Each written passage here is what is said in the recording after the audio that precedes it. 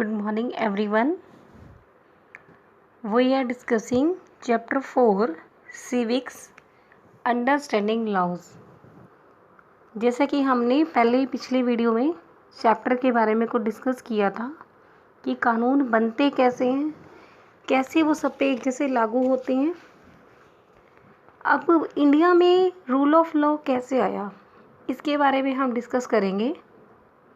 जो British colonialist है, ऐसा माना जाता है ब्रिटिश हिस्टोरियंस के द्वारा कि ब्रिटिश कॉलोनियलिस्ट जब भारत में आए थे तो रूल ऑफ लॉ लेकर आए थे, क्योंकि उनसे पहले हमारे यहाँ जाति के आधार पर, धर्म के आधार पर, लिंग के आधार पर भेदभाव किया जाता था, सबको समान नहीं समझा जाता था।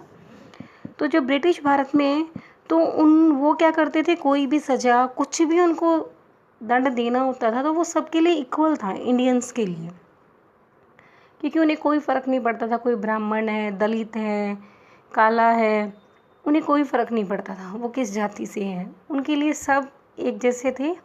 इसलिए ऐसा माना जाता है कि रूल ऑफ लॉ भारत में वो लेकर आए थे।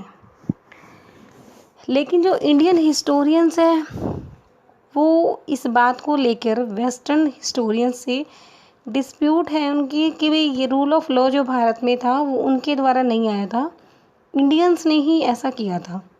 तो इंडियन हिस्टोरियंस ने इसके दो कारण बताए हैं। फर्स्ट है, जो कॉलोनियल लॉ है वो आर्बिट्री के ऊपर बेस है। आर्बिट्री मीन्स मनमानापन। भाई वो क्या करते थे, कोई भी कानून है वो अपनी नीड्स के अकॉर्डिंग उसको चेंज कर लेते थे, और उन्हें ऐसा लगता था कि भारत में भाई अंग्रेज जो थे वो रूल ऑफ लॉ नहीं लेकर आए थे। और जो उनका सेकेंड रीज़न दिया था, the Indian nationalist played a prominent role in the development of the legal sphere in British India. British India में जो इंडियन नेशनलिस्ट थे उन्होंने भी एक बहुत ही प्रोमिनेंट रोल प्ले किया था लीगल स्फीयर में, इसके डेवलपमेंट के लिए, इसलिए ऐसा माना जाता था।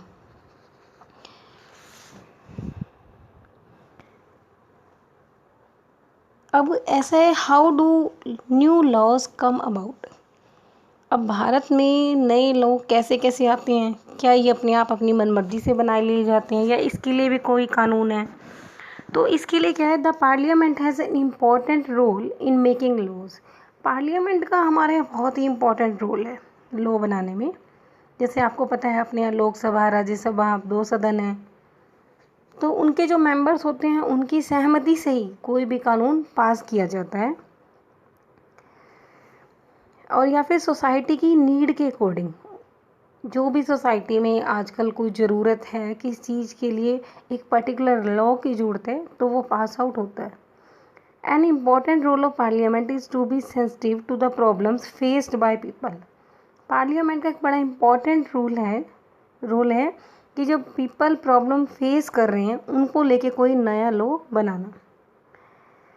अब एक डोमेस्टिक वायलेंस के बारे में यहाँ पे एक छोटी सी स्टोरी टाइप दिया हुआ है, उसको हम रीड करेंगे। डोमेस्टिक वायलेंस का मीन्स होता है इंजरी और हार्म और threat caused by an adult male, usually the husband, against his wife.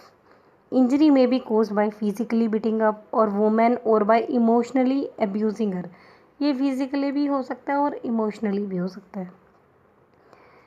अब इसके लिए क्या है कि प्रोटेक्शन, वुमेंस की प्रोटेक्शन के लिए डोमेस्टिक वायलेंस एक्ट 2005 बनाया गया था।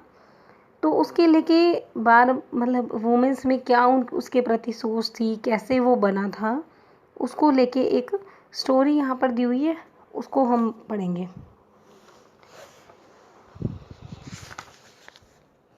अब आप देख रहे हैं इसमें, ये अक्टूबर 2006 की बात है। 2 लेडीज़ हैं, वो आपस में बात कर रही हैं। वो उसे बोल रही है कि साजिया, क्या आपने आज न्यूज़पेपर देखा, आज वुमेंस के लिए बहुत बड़ा दिन है। तो उसने कहा, उसकी फ्रेंड को सुन कहते हैं कि नहीं, सिर्फ वुमेंस के लिए नहीं, violence free homes will benefit everyone. कोई वायलेंस फ्री अगर घर होंगे वो सबको बेनिफिट करेंगे, और भी ज़रूरत थी एक ऐसे नए लॉ की।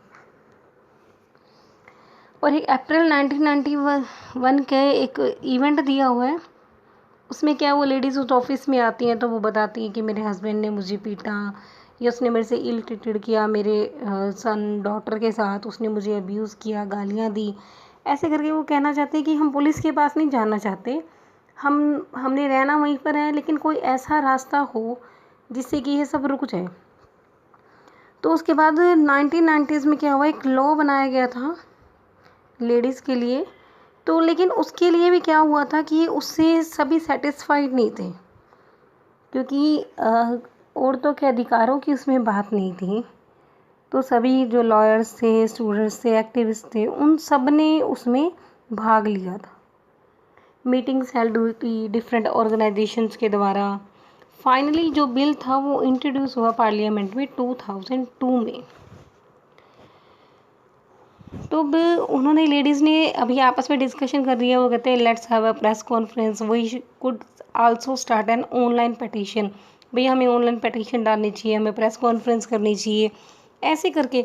तो several women's organisation, national commission for women's made submissions to the parliamentary standing committee. सभी वुमेन ऑर्गेनाइजेशन ने, नेशनल कमीशन जो बना हुआ है वुमेन्स के लिए, उन सब ने पार्लियामेंट स्टैंडिंग कमेटी में सबमिशन दिए, भाई ऐसे ऐसे करके चेंजेस होने चाहिए। और लास्ट में in December 2002 the standing committee submitted its recommendation to Rajya Sabha. तो ये बात वहाँ से चलकर राज्यसभा तक गई, and these were also tabled in the Lok Sabha, फिर लोकसभा में भी गई ये बात। The committee's report accepted most of the demands of the women's group. तो कमेटी ने ज़्यादातर जो वुमेन्स की डिमांड थी उनको एक्सेप्ट कर लिया। और लास्ट में अ न्यू बिल वाज री introduced in parliament in 2005।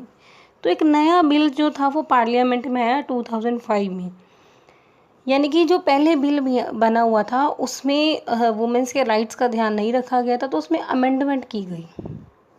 After being passed in both houses of parliament it was sent to the president for his assent. Assent means सहमति के लिए। दोनों हाउसेज में जब वो बिल पास हो गया उसके बाद वो प्रेसिडेंट के पास जाता है उसकी सहमति के लिए। The protection of women from domestic violence act came into effect in 2006। और इफेक्ट मीन्स ये लागू जो हुआ, प्रभाव में जब आया वो 2006 में हुआ। तो इस तरह से नया लॉ बनता है।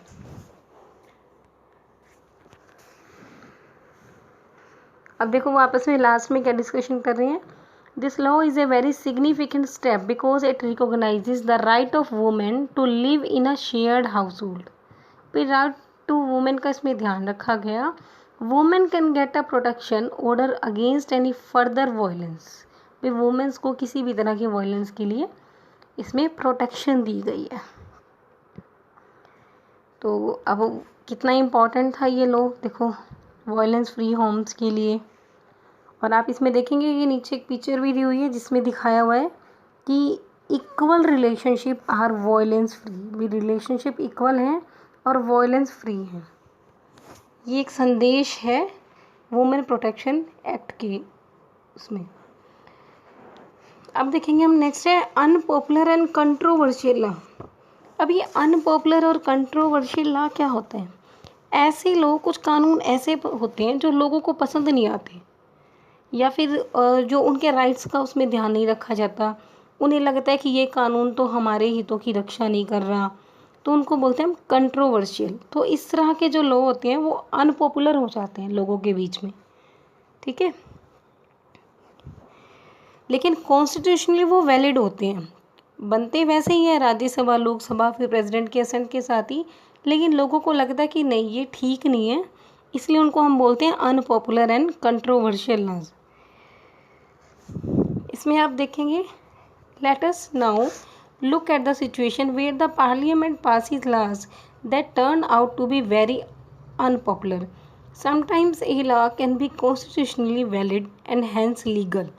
Valid है वो, legal भी है, but it can continue to be a popular, unpopular and unacceptable to people because they feel that the intention behind it, उन्हें ऐसा लगता है कि इस बिल के पीछे ऐसी इंटेंशन है, ऐसी सोच है दैट इज़ अनफेयर, जो ठीक नहीं है, एंड हार्मफुल, और जो नुकसानदायक है। Hence people might criticize this law, इसलिए लोग उसको क्या करते हैं, क्रिटिसाइज करते हैं।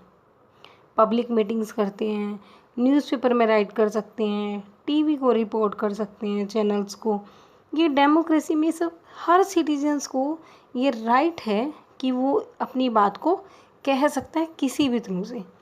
When a large number of people begin to feel that a wrong law has been passed and there is pressure on the parliament to change this, जब बहुत सारे लोग पार्लियामेंट किसी बिल का विरोध करते हैं तो पार्लियामेंट पे प्रेशर बन जाता है कि उसे चेंज किया जाए। जैसे एक एग्जांपल दिया हुआ है यहाँ पे, various municipal laws on the use of space within municipal limits often make hawking and street vending illegal. आपको पता ही है, जो हॉकर है, स्ट्रीट वेंडिंग है, इनके लिए स्पेस बनाया हुआ है, कहीं पे भी इनका बैठना इलीगल है। No one will dispute the necessity for some rules to keep the public space open so that people can walk on the pavements easily। पे कोई भी इस बात के लिए झगड़ा नहीं कर सकता, अगर पब्लिक प्लेस पे वो बैठेंगी तो लोगों के लिए सड़क क्रॉस करना, चलना मुश्किल हो जाएगा। However, one also cannot deny that hawkers and vendors provide essential services cheaply and efficiently to the millions living in a large city। जो वेंडर्स होते हैं, हॉकर्स होते हैं, वो बड़ी सस्ती सी और बड़ी जल्दी से हमें बहुत सारे लोगों को बड़े बड़े शहरों में चीज़ें प्रोवाइड कराते हैं ज़रूरत की। This is their means of livelihood, और यही उनकी आजीविका का साधन है। Hence if the law favours one group and disregards the other it will be controversial and lead to the conflict. अगर कोई भी ऐसा लॉ बनता है जो एक ग्रुप की तो फेवर करता है लेकिन दूसरे ग्रुप की डिसरिगार्ड्स करता है, तो वो कंट्रोवर्शियल या अनपॉपुलर बन जाता है। The court has the power to modify और cancel laws if it finds that they do not adhere to the constitution. अगर कोर्ट को ये लगता है कि संविधान के आधार पर भी कोई भी लॉ है उसको मॉडिफाई किया गया या कुछ है, तो वो उसे कैंसिल कर सकते हैं। आपको पता है कि कोई भी सिटीजन है वो प्रोटेस्ट कर सकता है, कैंपेन कर सकता है, और जब सभी ग्रुप सपोर्ट करते हैं तो वो लॉ अनजस्ट लॉ होते हैं, उन्हें कोर्ट चेंज कर सकती है या फिर संविधान में इसको बदलने के लिए आदेश भी दे सकती है। We need to remember that our role as citizens does not end with electing our representatives. और हम सब भी जब अपने रिप्रेजेंटेटिव्स को इलेक्ट करते हैं तो एक सिटीज़न की तरह हमारा रोल ख़त्म नहीं हो जाता, बल्कि ये शुरू हो जाता है। हमें न्यूज़पेपर में, मीडिया में केयरफुली देखना चाहिए कि एमपीज़ जो हैं वो अपना काम कैसे कर रहे हैं, क्या वो एक्शंस ले रहे हैं, वो ज़रूरी थे या नहीं थे। और तब हमें अपना माइंड सेटअप करना चाहिए, उस चीज़ के लिए अपनी इन्वॉल्वमेंट रखनी चाहिए। लोगों का जो विश्वास है वो पार्लियामेंट पे बना रहता है इससे, और रिप्रेजेंटेटिव जो हैं वो अपना काम ठीक ढंग से कर सकते हैं। तो आज हमारा ये चैप्टर यहाँ फिनिश हो गया। तो आप सब अपने इस चैप्टर को रीड आउट करेंगे। ओके।